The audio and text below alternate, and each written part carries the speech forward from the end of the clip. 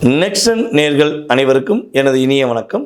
நான் உங்கள் வாழ்க நலமுடன் ஜோதிடர் டிஜே சுந்தரபாண்டி. தற்போது நம்ம என்ன விஷயம் பார்க்க போகிறோம் அப்படின்னா, இந்த 2026ஆம் ஆண்டு மே மாதத்தில் கோச்சார கிரகங்கள் உங்களுக்கு கொடுக்க போகின்ற நன்மைகள் என்னென்ன விஷயங்களில் உங்களுக்கு மாற்றம் ஏற்பட போகுதுன்னு பார்க்க போகிறோம்.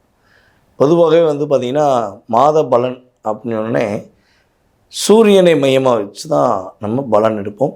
ஸோ இந்த வட்டம் நம்ம ஆங்கில மாத பலன் பேசுகிறதுனால சூரியன் பார்த்திங்கன்னா 2 ராசியில் தன்னுடைய பயணத்தை இயக்குவார். அதாவது மேச ராசியிலும் சூரிய பகவான் 15ஆம் தேதி வரை இருப்பார். அதுக்கடுத்து பார்த்திங்கன்னா ரிஷப ராசிக்குள்ளே வருவார். ஸோ இதனுடைய செயல்பாடும் மற்ற ஏனைய கிரகங்களுடைய கோச்சார கிரகங்களுடைய அமைப்பு அதனை வைத்து உங்களுடைய வாழ்க்கையில் இப்போ என்னென்ன மாற்றங்கள் இந்த மே மாதத்தில் நடக்க போகுது, நீங்கள் என்னென்ன விஷயங்களில் கொஞ்சம் கவனமாக இருக்கணும் அப்படிங்கிற பற்றி சொல்ல வந்திருக்கோம். ஸோ இந்த மாத பலன் உங்களுடைய வாழ்க்கையில் உண்மையாகவே ஒரு டச் பண்ணி ஒரு வெற்றியை கொடுக்கக்கூடிய அமைப்பாக இருக்கும். மறக்காமல் வீடியோ முழுமையாக பாருங்கள். வாங்க வீடியோக்குள்ளே போகலாம். மகர ராசி அன்பர்களுக்கு இந்த மே மாதத்தில் கோச்சார கிரகங்கள் உங்களுக்கு கொடுக்க போகின்ற நன்மைகள் என்னென்ன மாற்றங்கள் ஏற்பட போகுது அப்படின்னா, மனசுக்குள்ளே உள்ள மிகப்பெரிய எதிர்பார்ப்புகள் நிறைவேறக்கூடிய ஒரு அற்புதமான மாதம். அதிர்ஷ்ட தேவதை கதவு தட்டுவா அப்படிம்பாங்க பார்த்தீங்களா, அந்த தேவதை உண்மையிலேயே உங்களுக்கு தேவையான விஷயத்தை பூர்த்தி செய்யக்கூடிய அளவுக்கு உங்களுக்கு அதிர்ஷ்டங்கள் காத்திருக்கு. அதாவது கடின உழைப்பின்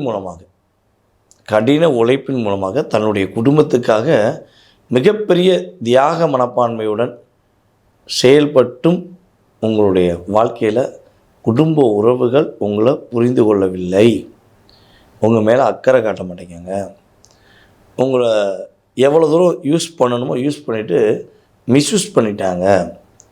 இது உறவுகளாக இருக்கலாம், அல்லது நட்பாக இருக்கலாம், அல்லது உங்கள் கூட வேலை பார்க்குறவங்களாக கூட இருக்கலாம்.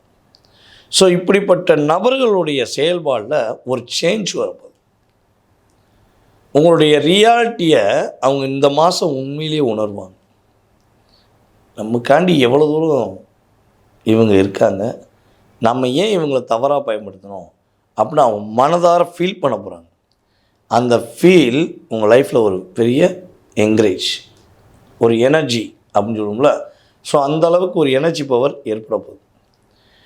மகர ராசி அன்பர்களுடைய குடும்பத்தில் சுப நிகழ்ச்சிகள் நடத்துவதற்கான ஒரு அங்கீகாரம் இந்த மாதமே தொடக்கம். குரு 7ஆம் இடத்துக்கு வர்றது அடுத்த மாதம், அது வேறு விஷயம்.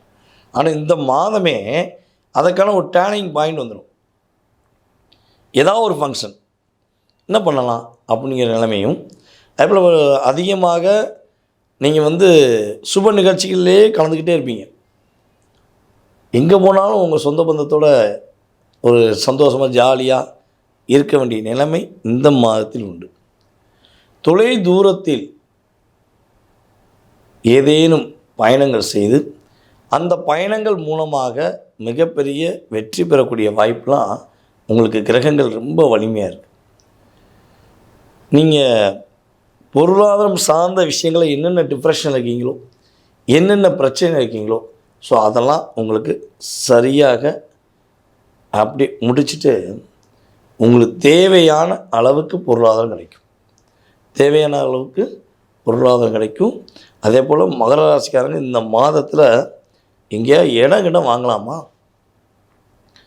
அது ஏக்கர் கணக்கோ அல்லது குழி கணக்கோ அல்லது சென்ட் கணக்கோ அப்படிங்கிற மாதிரி ஏதோ ஒரு இடம் வாங்கி போடலாமா அப்படிங்கிற எண்ணம் உங்களுக்கு வந்துருச்சு அப்படின்னா உடனே அதை செஞ்சுருங்க. யோசிக்கக்கூடாது. எப்போதுமே மகர ராசிக்காரங்களுடைய பேரில் சொந்தமாக ஒரு இடம் இருக்கணும். இருந்தால் தான் செவ்வாய் உங்களுக்கு அங்கே இயங்குவார், உங்களை இயக்குவார். ஓகேவா? ஸோ இதை நீங்கள் மைண்டில் செட் பண்ணிக்கோங்க. யார் யாருக்கெல்லாம் மகர ராசிக்காரங்களுக்கு சொந்தமாக இடம் இருக்குது அப்படிங்கிறத கீழே கமெண்ட்ஸ் கொடுங்க. செவ்வாய் உங்களுக்கு வலுவாக இருக்காராங்கிறத நம்ம செக் பண்ணிடுவோம். புரியுதா? ஏன்னா அந்தளவுக்கு உங்களுக்கு சொந்தமாக இடம் இருக்கணுங்கிறது உண்மை. இந்த மாதத்தில் பார்த்திங்கன்னா 2 விஷயந்தான். ரெண்டு பேருக்கு தான் போட்டி அப்படிம்பாங்களே, அது மாதிரி ரெண்டு விஷயந்தான். ஒன்று, மகர ராசிக்காரர்களுக்கு வேலையில் இன்னும் கொஞ்சம் அதிக கவனம் தேவை. உங்கள் வேலையை வேறு யார்ட்டையும் நம்பி ஒப்படைக்கக்கூடாது. பொதுவாகவே மகர ராசிக்காரங்க ஒரு வேலையை இழக்காங்க அப்படின்னா, வேலையை விட்டு வெளியே உங்களை அனுப்புகிறாங்க மற்றவங்க அப்படின்னா, நீங்கள் செஞ்சுருக்க விஷயம் என்னவாக இருக்குன்னா, யாருக்காச்சும் ஒன்று வேலையை கற்றுக் கொடுத்துருப்பீங்க, இல்லைன்னா யாரையா நம்பி உங்களுடைய வேலையை ஒப்படைச்சிட்டு போயிட்டு வந்து பார்த்துக்கிறேன் அப்படின்ட்டுருப்பீங்க. அவன் நீங்கள் போயிட்டு வந்து பார்க்கவே கூடாத அளவுக்கு உங்களை செஞ்சுருப்பான். ஸோ இப்படிப்பட்ட சூழ்நிலையில் தான் வேலையில் நீங்கள் இழக்க வேண்டிய சூழ்நிலை வரும்.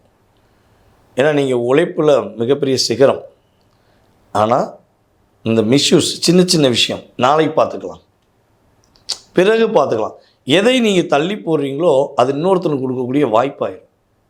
அதனால் இன்றைய செய் நன்றைய செய் இப்போவே செய் அப்படிங்கிற மாதிரி நீங்கள் உடனே அந்த விஷயத்தை செஞ்சு முடிச்சுங்க, தள்ளி மட்டும் போடாது. அதே போல் அரசாங்க வேலையில் இருக்கக்கூடிய நம்மளுடைய மகர ராசிக்காரங்க வேலையில் ரொம்ப நிதானமாக கவனமாக செய்யணும். நீங்கள் நேர்மையான அதிகாரியாகவே இருந்தாலும் உங்களுடைய நேர்மையை உடைக்கணும்னு 2 சதி வேலை நடத்துவாங்க. அப்போ நீங்கள் அந்த இடத்துல கவனமாக வேலை பார்த்தீங்கன்னா உங்கள் லைஃப் சூப்பராக இருக்கும். அதேபோல் அப்பா மகள் உறவு, அப்பா மகன் உறவு சின்ன மனஸ்தாபம் ஏற்பட வாய்ப்பு உண்டு. ஸோ அப்படி வருது அப்படின்னா நம்ம அப்பா தானே, விட்டு கொடுத்து போங்க. ஓகேவா? அதுக்கான காரணம் கிரகம்தான் காரணம், உங்கள் அப்பா கிடையாது. ஸோ விட்டு கொடுத்து போங்க, கெட்டு போவதில்லை. மகர ராசி இந்த மே மாதத்திலிருந்து சிகரம் தொடும் ராசி முதன்மையான ராசியாக இருக்கும் என்பது உண்மை.